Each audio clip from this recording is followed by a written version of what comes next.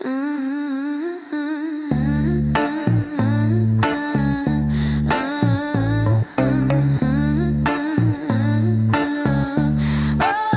if it gets rejected? What if they say no?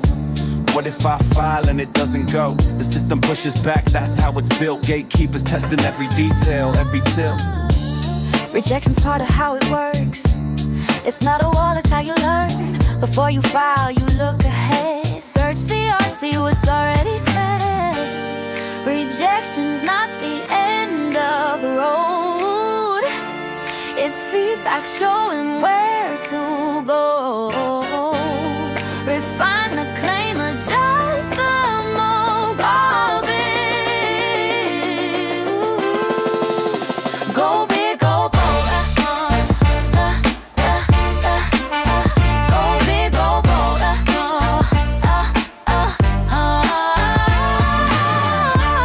Examiners will dig and test.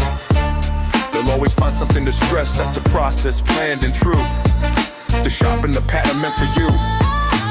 Edison failed again and again. Each setback lit the path to win. Search algorithms took their shape through feedback